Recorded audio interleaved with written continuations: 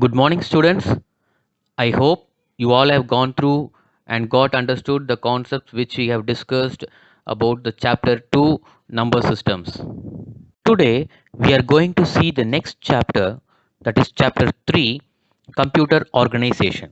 So, in this video, we are going to discuss a brief introduction about the computer organization, like how the components are get connected or organized and their interconnections, and the basics of microprocessor and what all the characteristics of microprocessor, and how the data is communicated between the CPU and memory.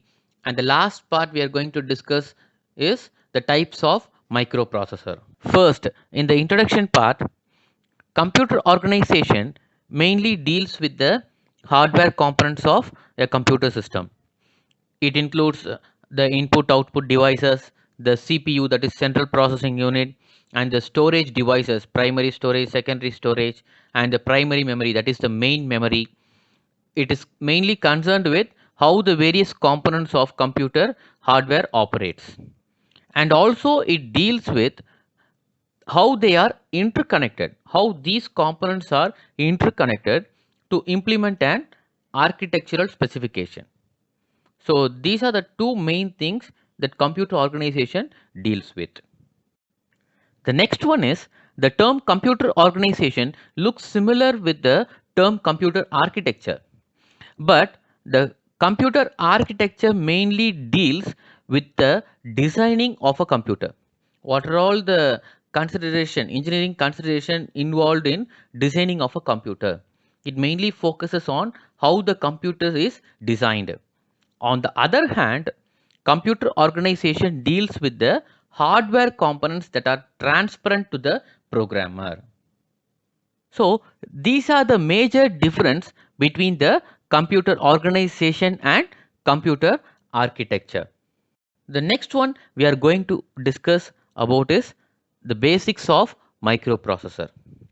We all know that CPU is the major component of a computer which performs all the tasks. So this is realized by the microprocessor, which we can call it as a integrated circuit. It means that integration means two or more functions, predefined functions combined to into a single platform, into a single circuit. That is a integrated circuit.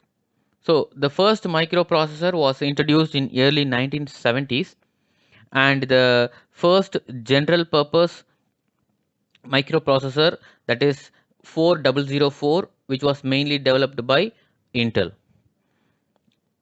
So next, the microprocessor is a programmable multi-purpose silicon chip. So it is a silicon chip, that is a silicon processor, where it can be programmed. The predefined functions can be programmed to the specific microprocessor. So, and it is mainly driven by the clock pulses. So clock pulses, it has an inbuilt clock.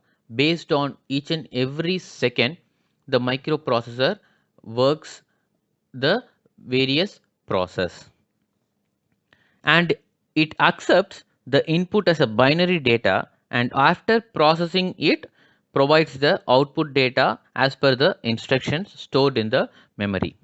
So here you can able to see the block diagram of the microprocessor. So that is, the input is given to the microprocessor, from the memory it takes the instruction. Based on that, it processes the input and produces the output. So microprocessor is mainly made up of three main units, which we have discussed in the first chapter, that is ALU, arithmetic logic unit, control unit, and the memory. Here we call it as a registers.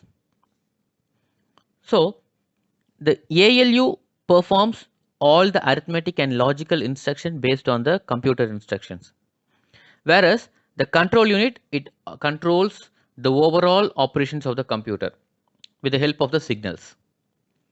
And the registers, that is the internal memory, they are used to hold the instruction and data for the execution of the processor. It holds the instruction and also the data for the execution. The next one is the microprocessor is able to communicate with the memory units, that is ROM, read-only memory, and the random access memory, and also with the input-output devices with the help of the system bus. Here in the diagram you can able to see it is mentioned as a system. So this system bus is a collection of wires, it's a bunch of wires which comprises of three types of buses, that is address bus, data bus, and the control bus. So where address bus carries the address of the memory location, and the data bus, it carries the data from one location to the another, and the control bus, it carries the control flow from one location to the other location or from one devices to the other devices. So all these serves as a communication channels between the microprocessor and the other devices, that is input output and the memory devices. Next, we are going to discuss about the characteristics of a microprocessor. So a microprocessor's performance mainly depends on three characteristics. First one is the clock speed, second one is the instruction set, and the last one is the word size. So let us see one by one. So first one is the clock speed. We have already told that in the basics of microprocessor, every microprocessor is driven by clock pulses. So here every microprocessor has an internal clock which regulates the speed of the microprocessor, so that based on the speed it executes the instruction. So the speed at which the microprocessor executes the instruction, we call it as a clock speed. So the clock speed is measured with megahertz or in gigahertz. That is what we call as a megabyte or gigabyte, like that. Similarly, here the clock speed is measured in megahertz and gigahertz. And the next one is instruction set. So instruction is nothing but a command which is given to a computer to perform an operation on data, which we call it as a instruction. So the basic set of machine level instructions that a microprocessor is designed to execute is called as a instruction set. So two or more instructions are combined, that is a basic set of machine level instructions are combined, which are programmed to a microprocessor for execution, that we call it as an instruction set. So for example, here you can able to see some basic instruction, that is data transfer from one location to another, arithmetic operation, logical operation, a control flow, and input output. So all we have discussed in the basics of microprocessor. We all know that microprocessor comprises of the arithmetic logic unit, control unit, and the memory unit. So here based on that, here they have give the basic set of operations, that is data transfer, arithmetic operation, logical operation, control flow, and the input output operations. And the last characteristics of microprocessor is the word size. So here the number of bits that can be processed by a processor in a single instruction, we call it as a word size. The term bits we have discussed in chapter 2 number system. It means binary digit. Binary digit is called as a bit, that is 0 and 1. So here the number of bits that can be processed by a processor in a single instruction, we call it as a word size. So this word size determines the amount of RAM, how much the amount of RAM will be accessed by the microprocessor at one time, and the total number of pins of the microprocessor. So the word size determines two things.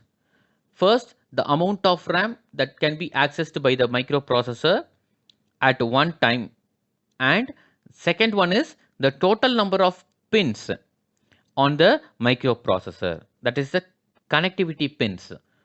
That is the total number of pins is determined by the word size. The total number of input and output pins in turn determines the architecture of the microprocessor.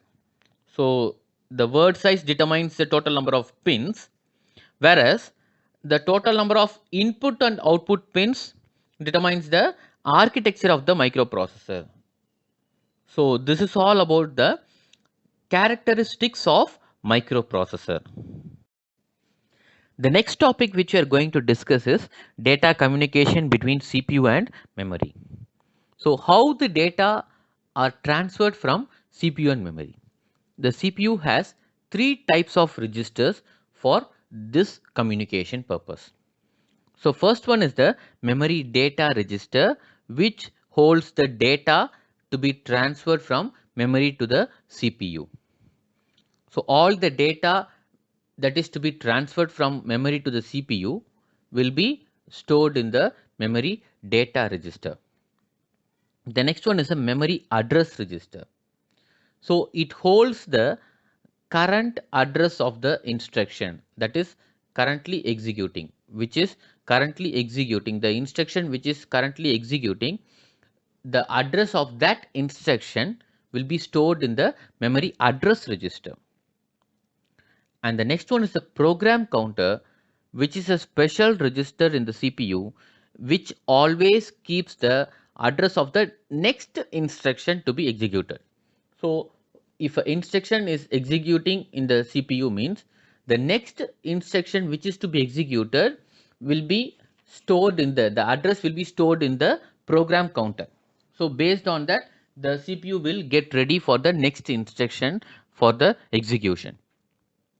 So, the arithmetic and logic unit of the CPU places the address of the memory to be fetched into the memory address register.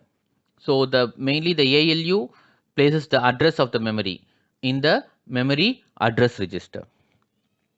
So, here we have already discussed the term, that is system bus, in the block diagram. In the block diagram in the previous slide, we have seen the system bus.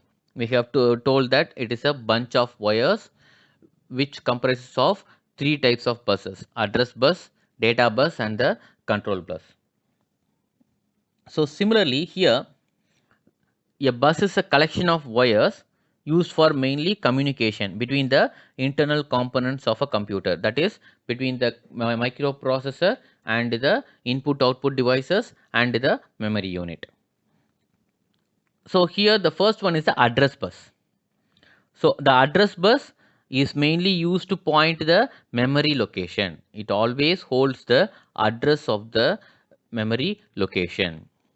And here an additional component is used, that is a decoder. Decoder is nothing but a digital circuit which is mainly used to point the specific memory location where the memory content can be located. It holds the memory location of the word or the content that can be located. And the next one is the address register is connected with the address bus. We told that address bus will carry the address of the memory location. So, here the address register is connected with the address bus, which provides the address of the instruction. And the next one is a data bus. Data bus, we told that it is used to transfer the data between the memory and the CPU. And the main difference between the data bus and the address bus is unidirectional, that is one-way direction, whereas the data bus is bidirectional. It also sends the data and also receives the data, whereas the address bus, it just only sends the data. It doesn't receive any address of the memory location. And the last one is the control bus. The control bus controls both read-write operations. So, mainly it reads the content from the CPU or from the memory, and also writes the content or the data to the CPU or to the memory. So all these things are controlled with the by the control bus. The read operation, we all know that read operation fetches the data from the memory and transfers to the data register, that is memory data register. With the help of the memory data register, it transfers the data. So a single control line performs two operations. That is, in a single control line, in a single control flow, two operations are performed, that is read and write. That here we represent read as a 1 and write as a 0. And also the write operation transfers from the data from the data register to the memory. We told that the data bus is the bidirectional. So the read operation fetches the data from the memory and stores to the data register, whereas the write operation transfers from the data register to the memory. So this is the main aim of the control bus, read and write operation. You can able to see the diagram. The address bus and the data bus is connected with the help of the, here you can able to see the bidirectional and the unidirectional.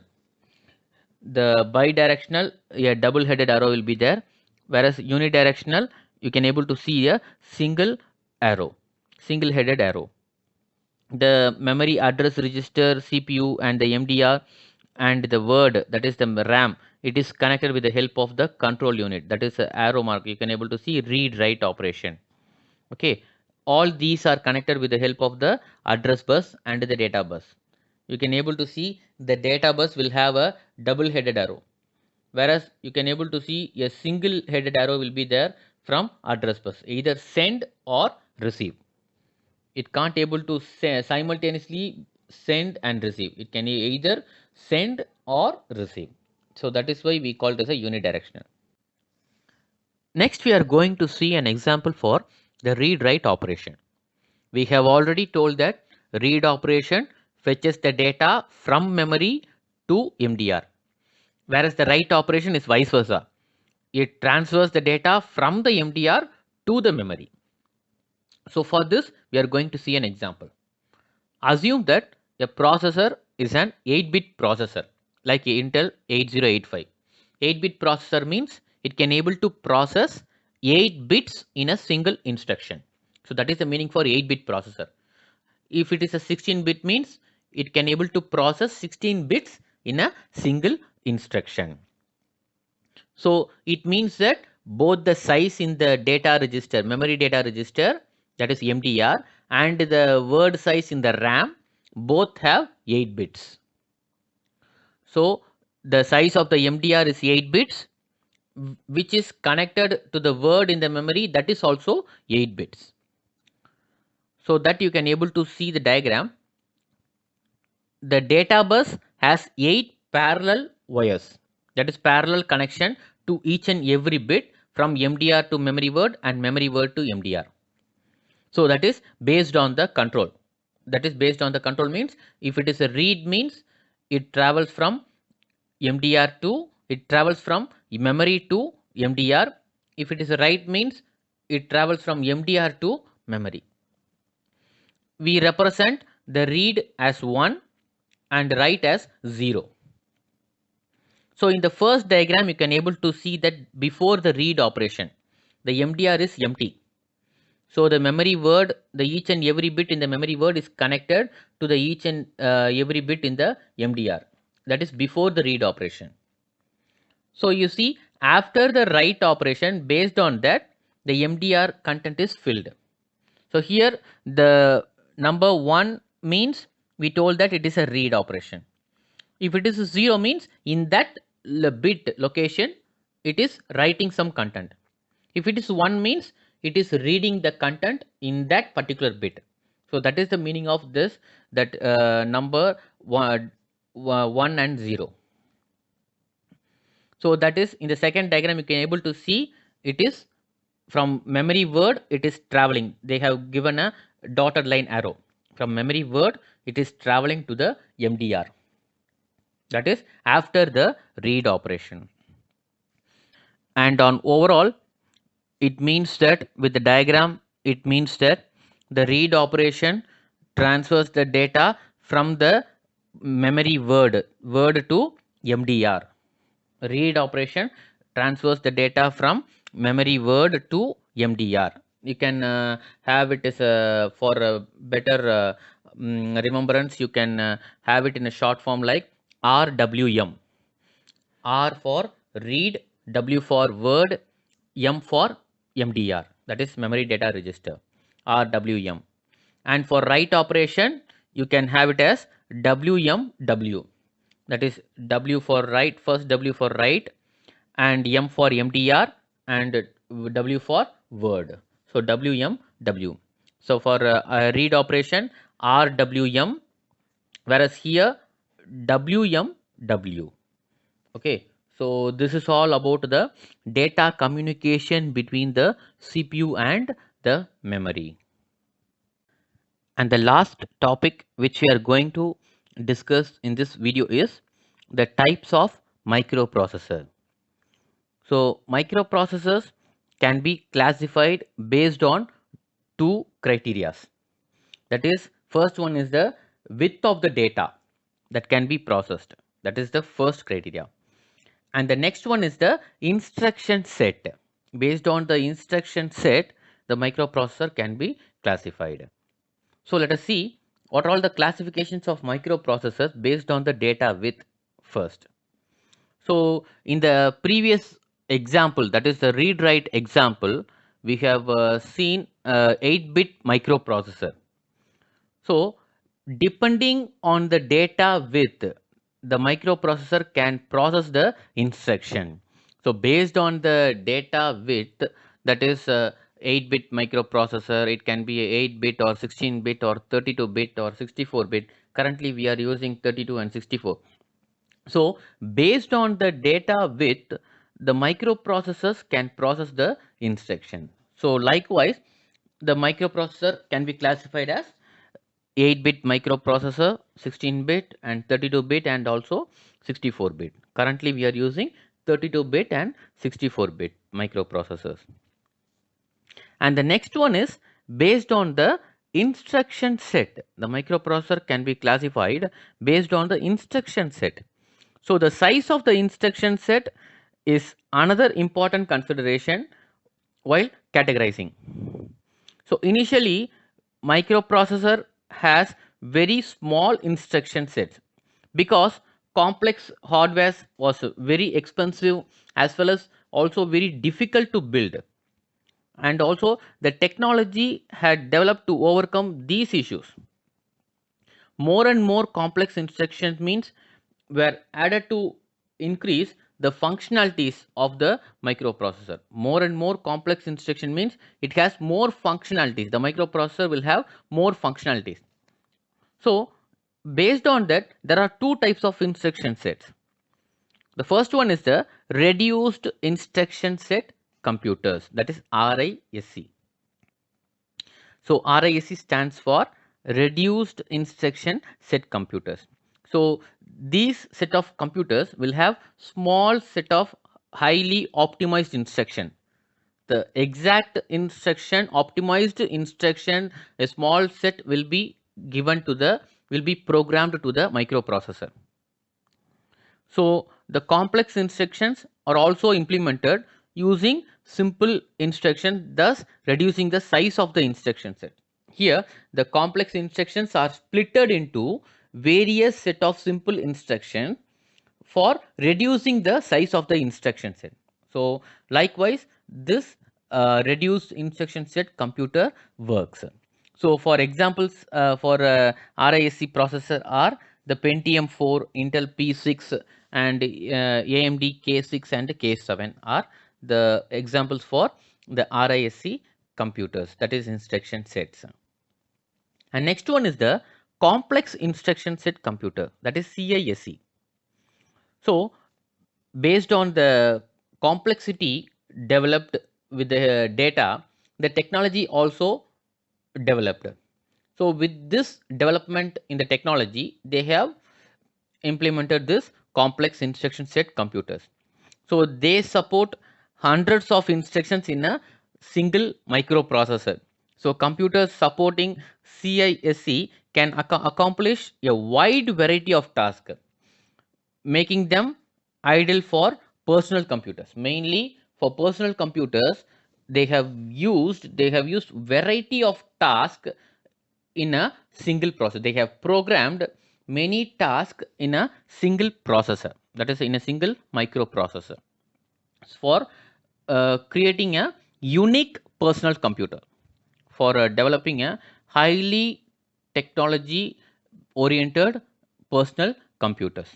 So examples for this is Intel 386 and 486 and Pentium 2 and 3 and latest version, and even in Motorola they have used this CISC processor as a 68000. So all these comes under the complex instruction set computers. So this is all about the types of microprocessor. So in this video we have discussed about a small introduction about the computer organization, how the computer components are organized and their interconnections, and the basics of microprocessor, how the microprocessor are made, what are all the main units required to build a microprocessor, that is ALU, control unit, and the registers, that is internal memory, what are all the characteristics of microprocessor, that is clock speed, we have seen word size. All these things comes under the instruction set, all these comes under the characteristics of microprocessor, and how the data is communicated between the CPU and memory, what are all the data registers, what are all the registers required, that is MDR, memory data register, memory address register, and the program counter, a special type of register is used for this data communication. And we have seen an example with the 8-bit microprocessor, how the read write operation takes place. And the last we have seen that types of microprocessor. So in the next video we will continue with the remaining part of the chapter 3, that is the memory devices, what are all the memory devices available, that is random access memory, read only memory, and what are all the types of read-only memory available, and cache memory, what are all the cache memory available, secondary storage devices, and the last part is the ports and interfaces. Thank you, students.